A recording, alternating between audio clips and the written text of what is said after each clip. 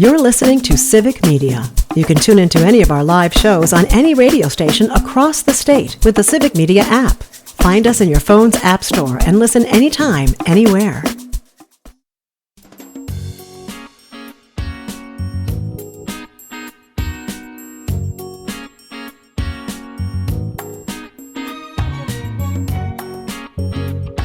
Live across Wisconsin on Civic Media, you're listening to Mornings with Pat Kreitlow, powered by Up North News. Now, from our Lake Wissota studio, here is the founding editor of Up North News, Pat Kreitlow. Good morning. It is 7:06. Nice to have you here up north. On this Friday morning, August 15th, 2025, it is National Hawaiian Shirt Day. It is National Kool-Aid Day to mark its creation at some small town in Nebraska where they have a big festival this weekend. It's National Lemon Meringue Pie Day. And best of all, it's Friday. That's really all you need to know. Parker Olson is producing us down in Madison Studio A2. Brittany Merlot is on the way. So is Jim Santel, former U.S. Attorney. So is Mark Jacob.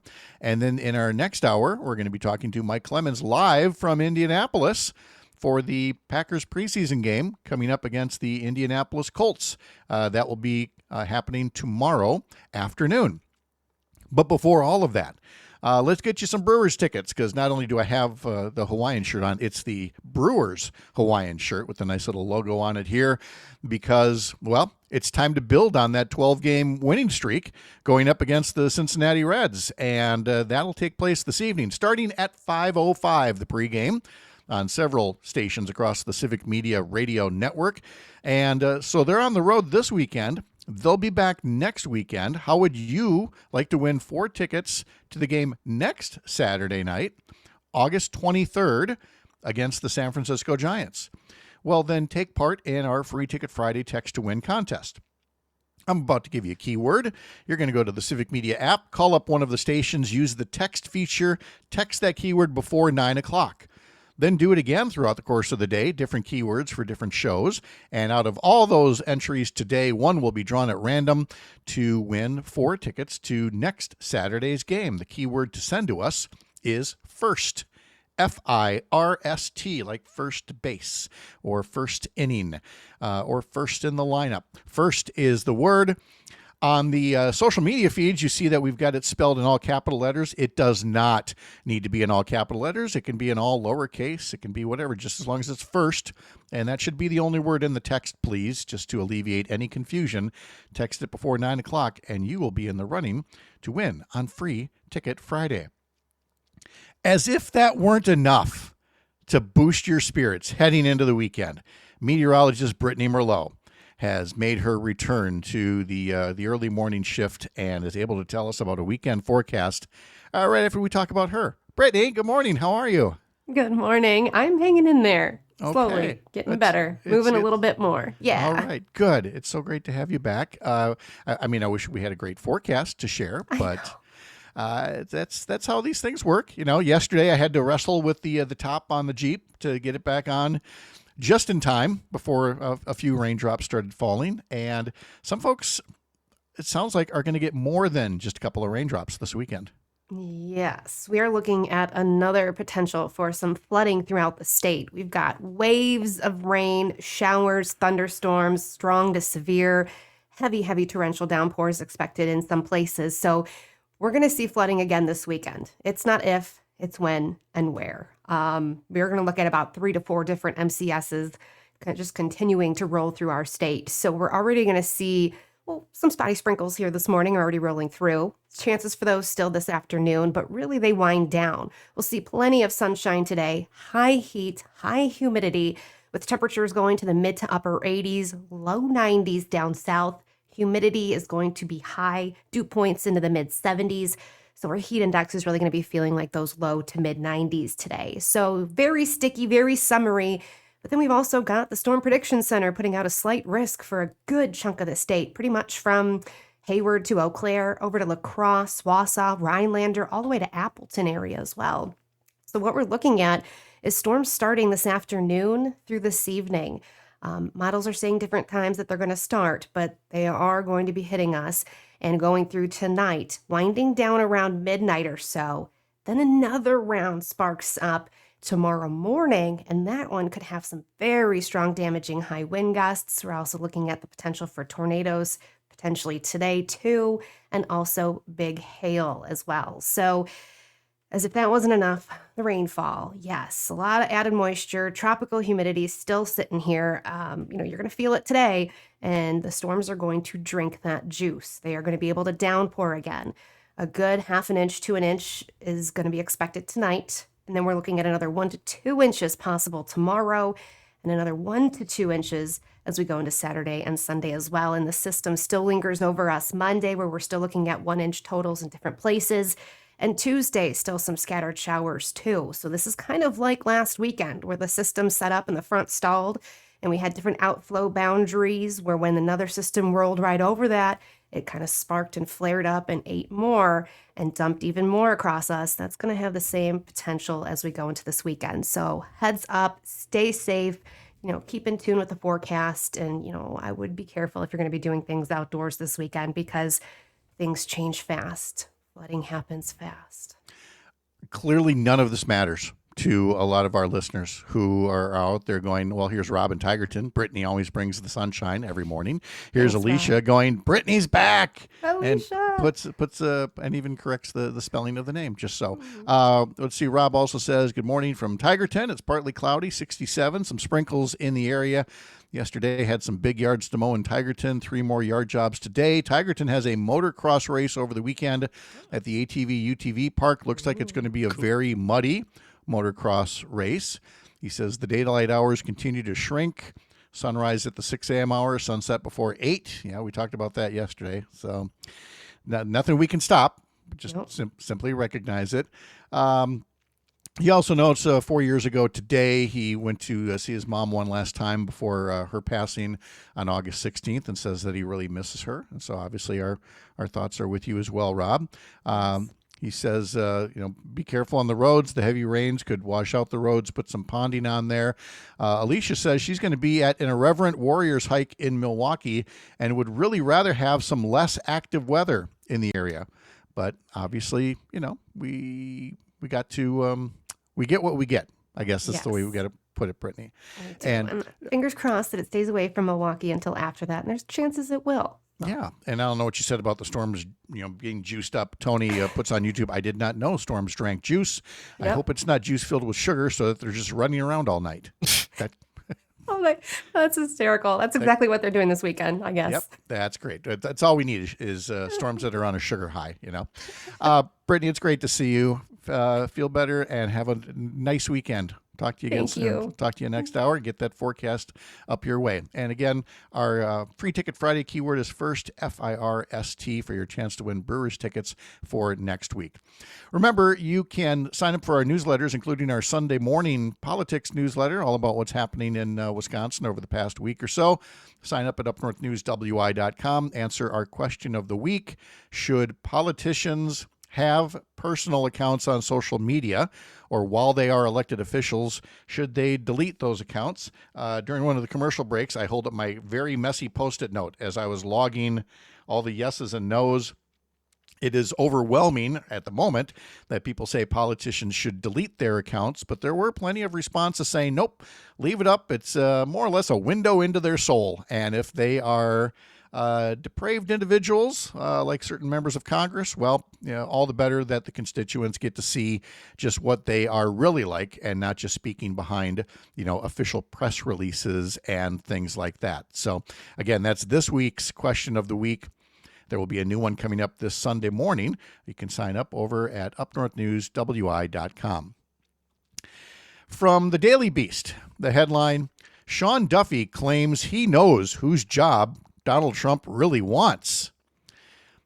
Okay. Apparently, Sean Duffy, the former congressman from up north, now the transportation secretary and acting head of NASA, gave an interview to the New York Post columnist Miranda Devine, where Sean Duffy revealed that Trump once told him if he weren't president, he'd want to run the Department of Transportation.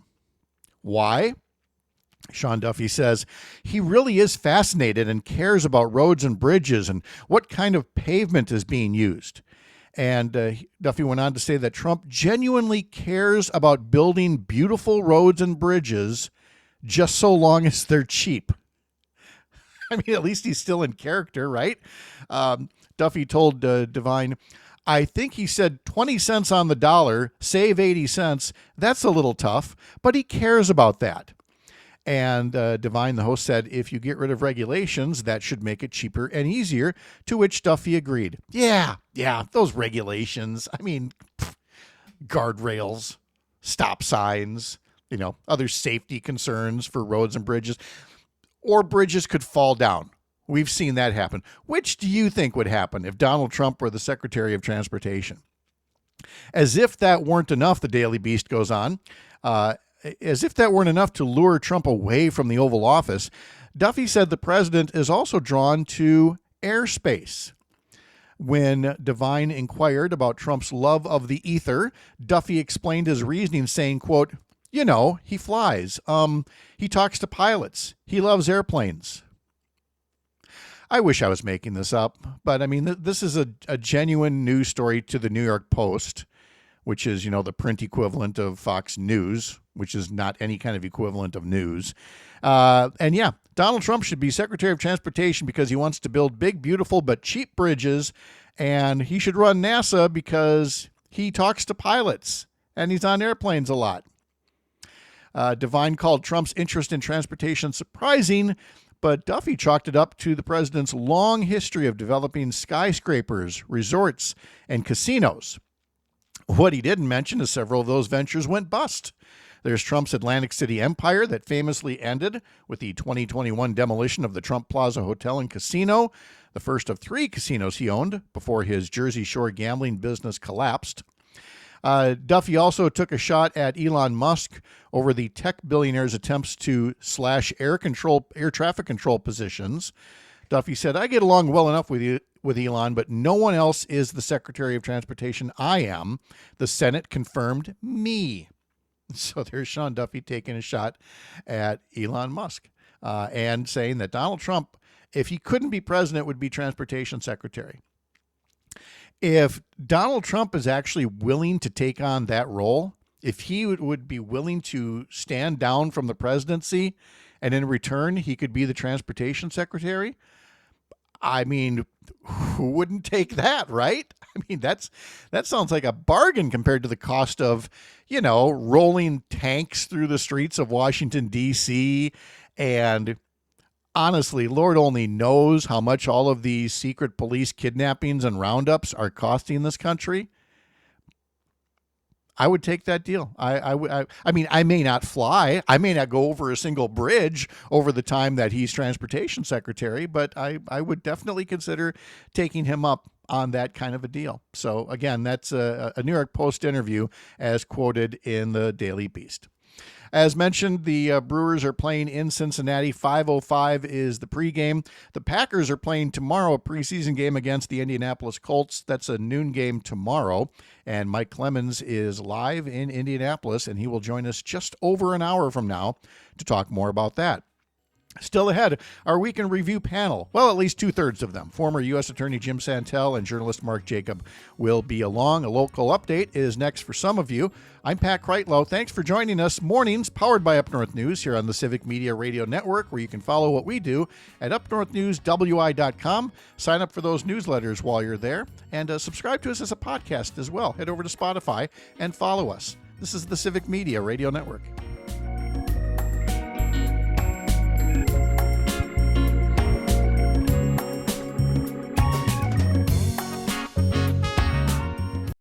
You're listening to Civic Media. Stay up to date on the latest news and information for your local community and Wisconsin by signing up for our free email newsletter. Visit civicmedia.us/email to get started.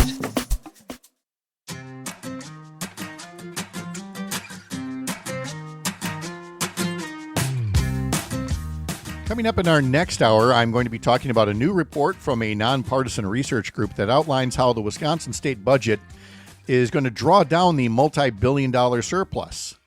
Well, good. That's how it's supposed to work. A surplus isn't supposed to just sit there for years being squandered, as Republicans in the legislature have allowed.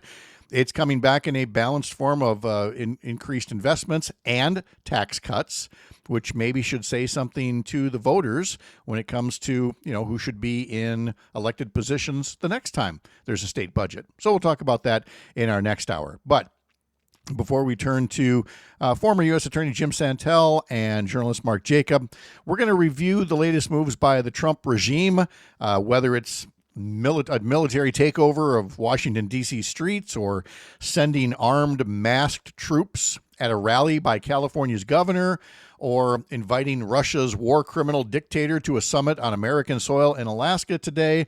This is a president that is all about putting on a show in front, even though in the back he keeps losing in courtrooms as judges strike down more of his illegal orders. So we'll go over all that with Jim Santel and Mark Jacob and more. There's also a new appeals court judge who Trump is going to be nominating for Wisconsin as well. Jennifer Schulze is off this week. We'll see her next week. Mark and James, how are you? Good morning. Good morning, Pat. Good to be with you. Yep, good to have you here as well. Jim, let's start local first, and let's talk about that new appeals court judge nominee. And let's see, the name is Rebecca Tableson. Is that right? That's correct. Absolutely right. She's an assistant United States attorney, spent some time in Washington, D.C. I know her. I'll put that right up front. So take with whatever that qualifies for a grain of salt here. But she is a good lawyer, and she is a very professional. She is the kind of person that the Department of Justice should be putting up there in their courts. And this is a good nomination. There plainly will be those who are opposing her. But I will tell you that Rebecca has done an outstanding job on behalf of the people of this country. I actually did not work with her directly, but her husband is also in the U.S. Attorney's Office. I know them well just by virtue of things having to do with the U.S. Attorney's Office here in Milwaukee generally. And I applaud the nomination of her for this important post. Well, I want to get Mark Jacobs' reaction to your answer, because here's why. From the Milwaukee Journal-Sentinel, Tableson clearly has strong conservative credentials. A member of the Federalist Society, she was a law clerk for Court Justices Antonin Scalia and Brett Kavanaugh, according to her LinkedIn profile. She's been an assistant U.S. attorney in Milwaukee for nearly a decade. Mark, a former U.S. attorney like Jim Santel, is willing to vouch for a conservative that Trump wants to appoint to the court. Does that give us hope that America's not dead yet? Well, yeah. I mean, I like it the normal way, the kind of the pre-Trump way, where you actually thought that judges would rule based on the merits of the case. I mean, I know that's a crazy idea, but I like that. Instead you have Trump, appointing people like Aileen Cannon, who totally sabotaged the criminal case against Trump. Yep. And you get a lot of federal judges that are being named, the Emma Bovey, that guy. Ooh. Yeah. So I think Trump has really perverted the whole purpose of the courts to his own advantage. It's part of his overall scheme to seize power and become a dictator, frankly. But I'm with. We have seen in some of the lower courts that some of the judges who were named by Trump have ruled against him. I mean, and I accept that. I actually accept the courts. I would like to see our courts do better. I think the Supreme Court is kind of compromised now for many reasons, but generally, I think our federal courts have been doing a pretty good job. The nomination is coming from Trump, and you'll recall we talked about this a couple of weeks back, Jim, that Trump was making these moves without necessarily consulting the senators, in this case, Tammy Baldwin and Ron Johnson. Tammy Baldwin saying that she looks forward to vetting Rebecca Tableson and, then weighing in, although I'm sure she would have appreciated being able to do that on the front end, as is traditionally done.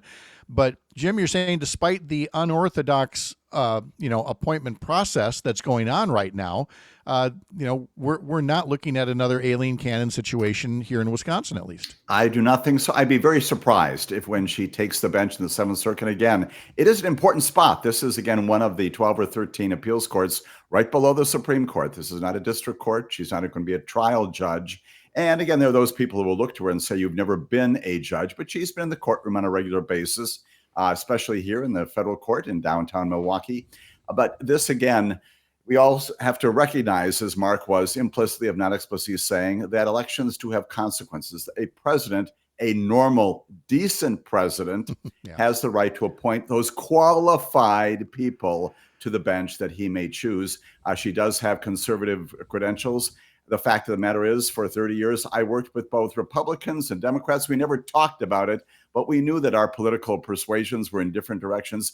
It should not matter in terms of prosecution. It should not matter on the bench. You apply the law to the facts of the law. And the other reality is that while these cases sometimes percolate up from some of the big appeals courts out there, New York and Florida and maybe California, the reality is that the great majority of cases that even the Court of Appeals handles in Chicago do not implicate these major headline-grabbing issues that we see all the time. Every so often, yes, they review important things. The great majority of their docket are things having to do with that only lawyers would love, contracts and real estate and all kinds of things that are sort of mundane, important to the litigants. That's the kind of person you want, somebody who's going to be serious, academic, thoughtful.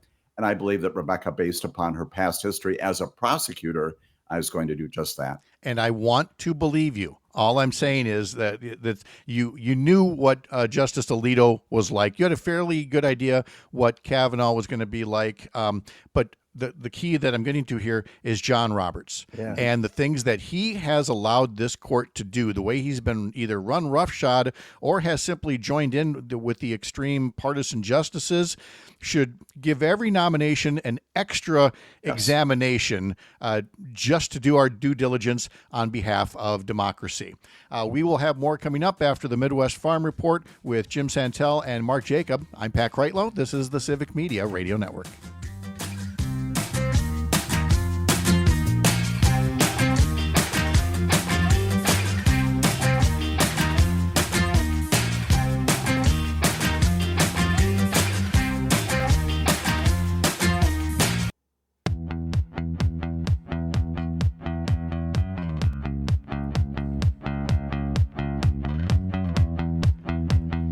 Welcome back to our mornings powered by Up North News here on the Civic Media Radio Network. I'm Pat Kreitlow in Chippewa Falls. It is Free Ticket Friday across the Civic Media Radio Network. And so call up a station that you're listening to on the Civic Media app and use the text feature. And before 9 o'clock, just text the word FIRST, F-I-R-S-T, and you'll be in the running for a statewide drawing for 4 tickets to see the Brewers versus the San Francisco Giants next week, Saturday, August 23rd. It's an evening game. You have to be able to receive and use electronic tickets on your phone to take part and make these tickets useful for you. So again, FIRST, F-I-R-S-T, is what you want to text us before 9 a.m. Jennifer Schulze is off this week, but I do want to call attention to her Substack newsletter known as Indistinct Chatter.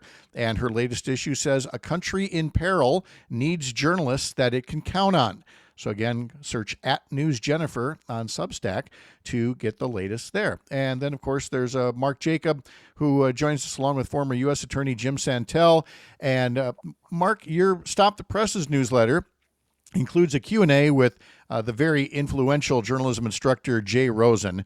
And we talked about this on the show a couple days ago when I was talking about your newsletter.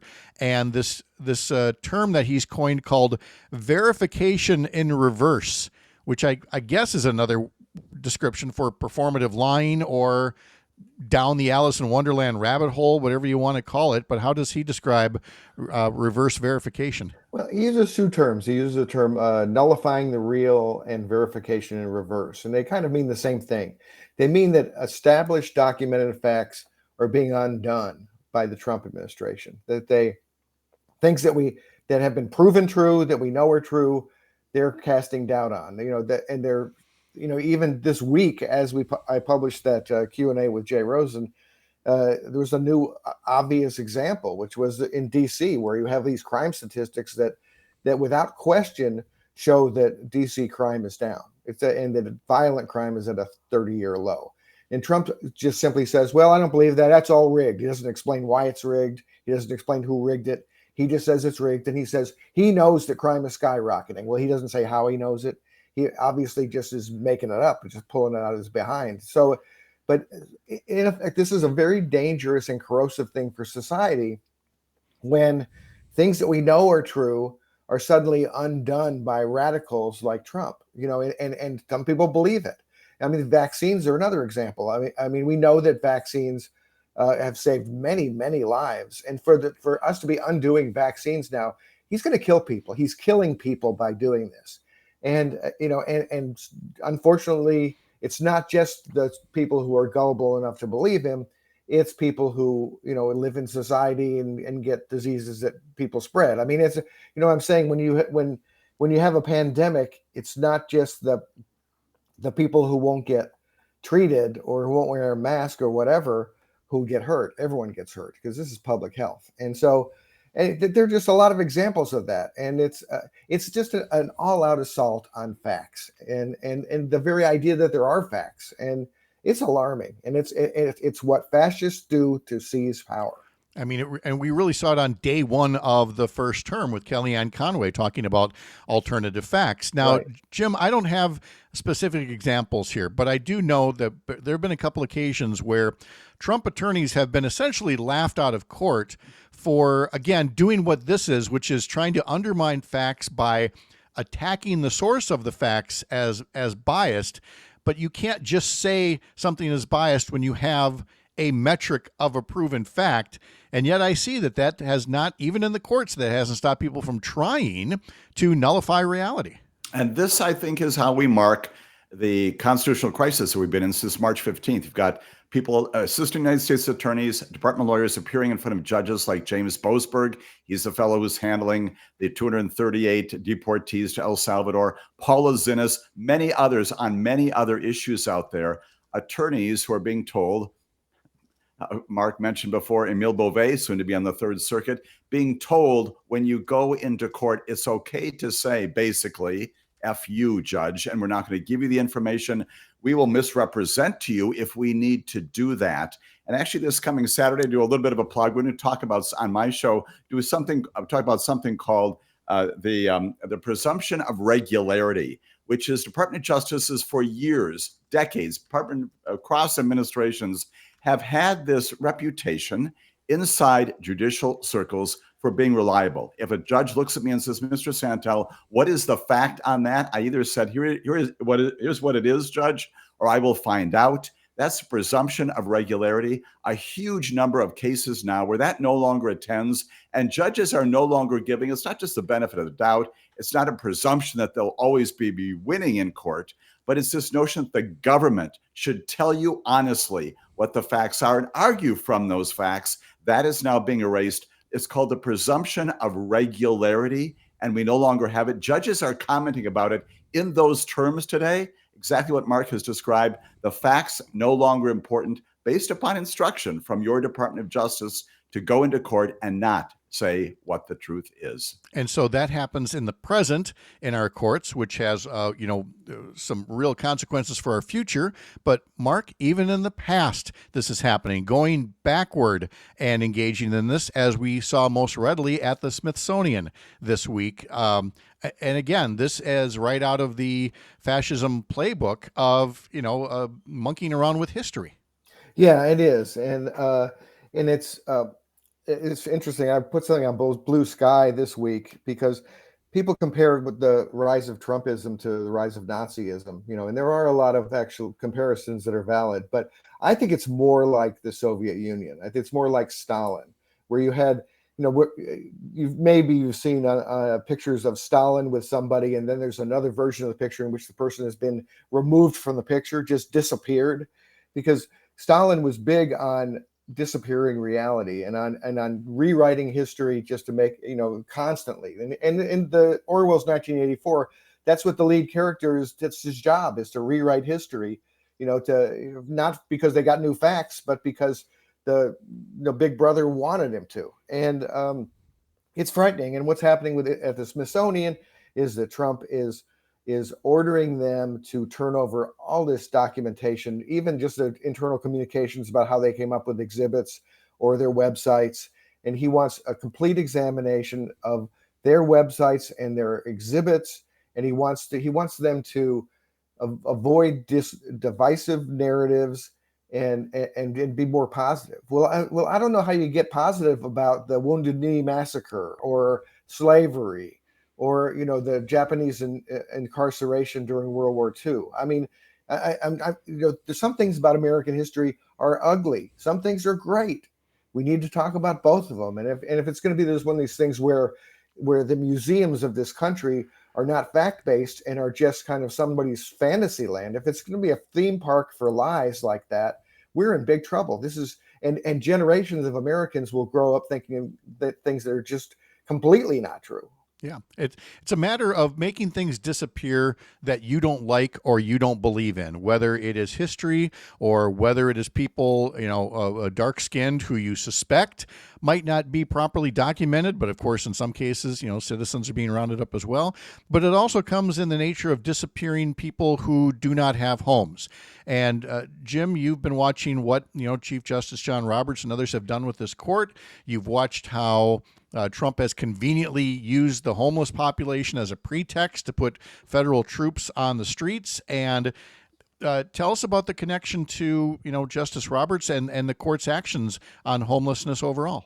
Another connection here. We talk a lot about how in one term, the Supreme Court, for example, says the president has got to be nimble and athletic and muscular in doing things. And sure enough, within a year, that's exactly what Donald Trump in the wrong direction is doing. Here's another one. We talked about it on this very broadcast about a year ago at this time, Pat. And that is a case called Grants Pass, came out of Oregon. The question was whether or not municipalities, law enforcement, leaders of our cities can enforce ordinances to move people, homeless people, off of public properties to who knows where. And the question is whether or not that's cruel and unusual punishment. And the Supreme Court, at the pen of John Roberts and others, said, sure, go right ahead. You can do that. No Eighth Amendment problem there at all, much to the consternation of a woman named Sonia Sotomayor and at least two others on the bench who said, no, everybody has a right to live somewhere. And of course, that's a truth that we would all acknowledge. The Supreme Court saying we don't really care about that. And sure enough, here it is a year later. We've got reporting just from last night about the federal authorities sweeping in these various locations in Washington, D.C., places that we all know when you visit there, the libraries, DuPont Circle, Washington Square, other places where they're going in now and with authority of the president. And I would offer with the Supreme Court a year ago in Grants Pass saying, you got to leave now and we're going to ship you off. And the concern is also beyond just moving you off and denying the notion you've got a right to live somewhere. The notion is also, are we going to institutionalize you? Are you going to incarcerate you for engaging in ordinance violations, that kind of thing? That may well be next. The whole idea behind this, of course, is we do have a problem in major cities related to homeless people, principally because of the homeless themselves, because they do have a right to live somewhere. We need, again, to embrace those kinds of things that address those issues. Nobody is arguing about that. The notion is you use law enforcement, you use military to come in and effectuate this commission given by the Supreme Court, move these people away, get them gone. And the Supreme Court a year ago saying, go ahead, Donald, you can do just that. The thing about the homeless problem is, everyone knows it's a problem. And, but a responsible leader would start working on affordable housing and mental health initiatives.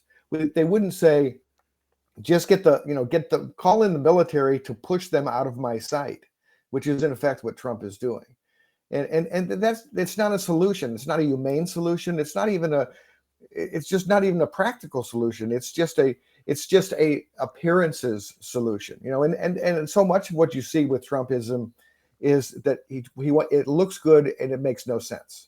Right. And that gets us to what we'll wrap up here is some of Donald Trump's latest court setbacks. There was a federal judge ordering the Department of Health and Human Services to stop giving deportation officials access to the personal information, including home addresses, of all 79 million Medicaid enrollees. Because last month, the Centers for Medicare and Medicaid Services under Trump entered into an agreement that gave daily access to the Department of Homeland Security to view the personal data, including Social Security numbers and home addresses of every Medicaid enrollee. And in another setback for the Trump administration, a federal judge struck down guidance from the U.S. Education Department aimed at ending diversity programs at schools and colleges.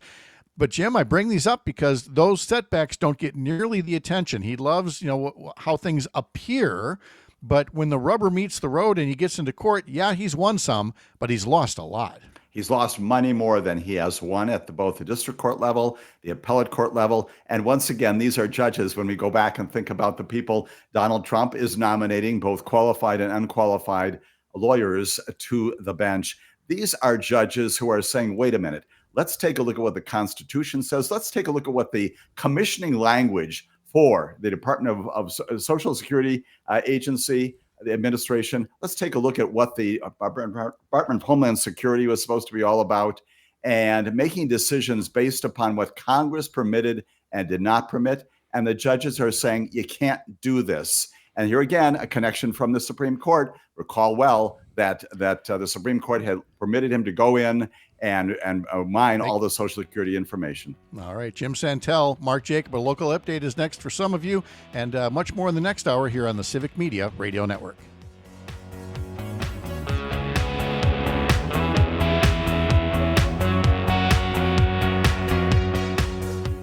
You're listening to Civic Media.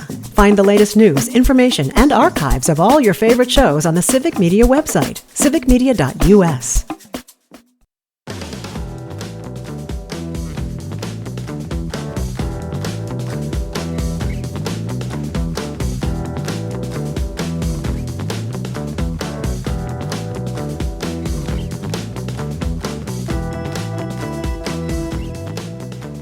Welcome back. We are now on Blue Sky as well for social media. Head over to Blue Sky as the alternative to the dumpster fire, formerly known as Twitter, although Up North News is still on Twitter as well. Let's see. We got a phone call in from Ollie in the Northwoods to say, please let Jim and Mark know that if we're up to her, this rewriting of history should be called Trump's Grim Fairy Tales. Very nice, Ollie. Thank you very much for that. Mark, let's talk about what's happening in Texas, or what's outside of Texas, with Texas Democrats in the legislature saying they're ready to come back in because they've heard from California Governor Gavin Newsom that they're going to try to ask voters to approve new maps that offset the corrupt cartography going on down in Texas. We asked, folks in our newsletter, is this two wrongs don't make a right?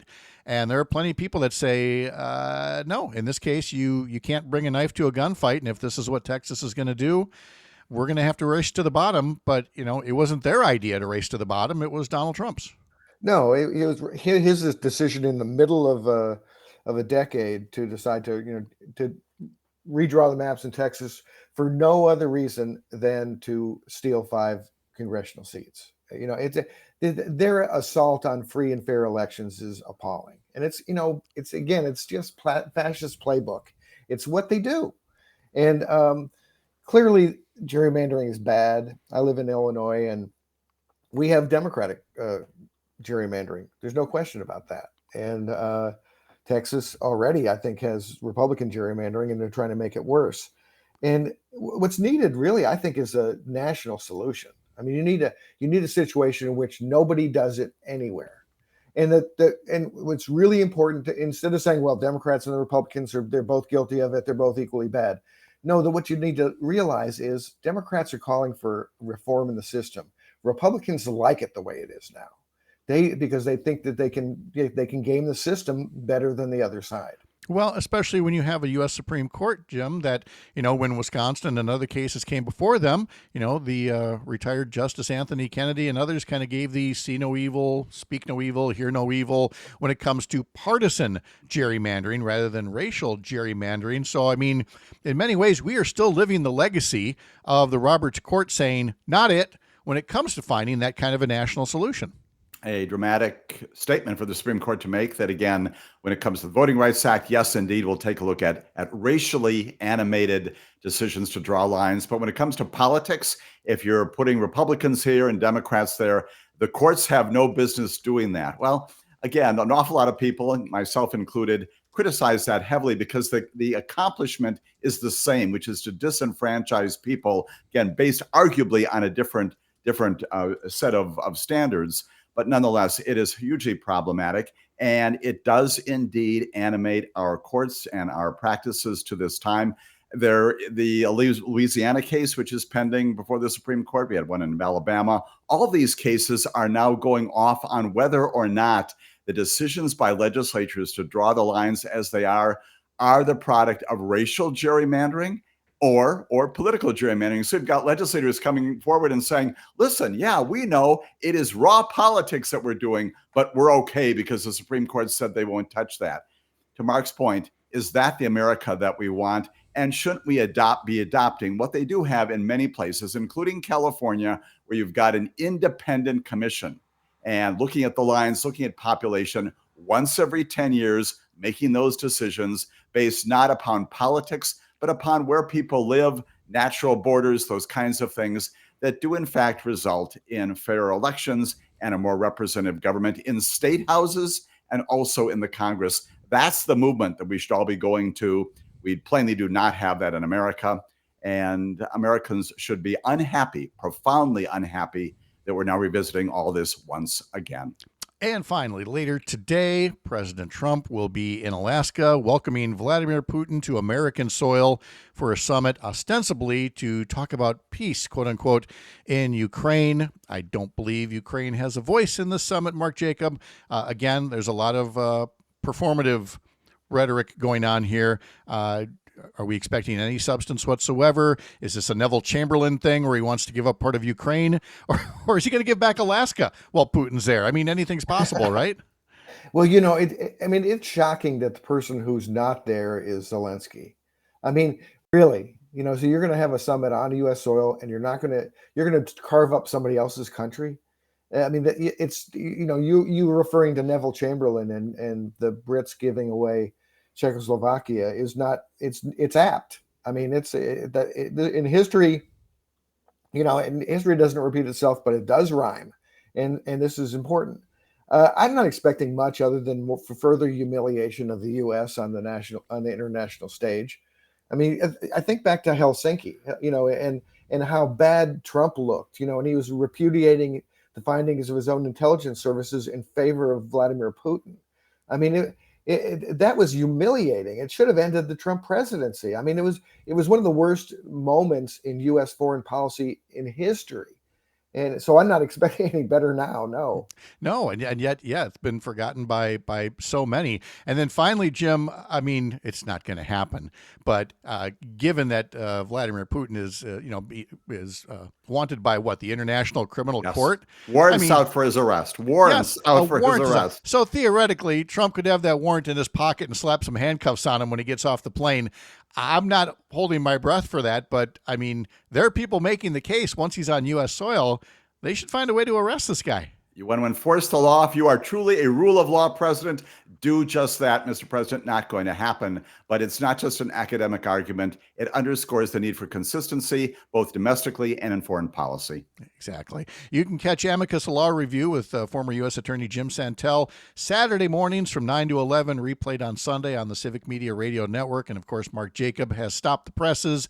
Get it at stopthepresses.news and also read up on him at couriernewsroom.com. Gentlemen, thanks very much. You guys and Jennifer will be back next Friday. Have a great weekend.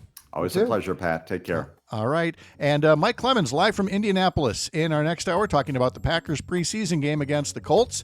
Coming up next here on the Civic Media Radio Network.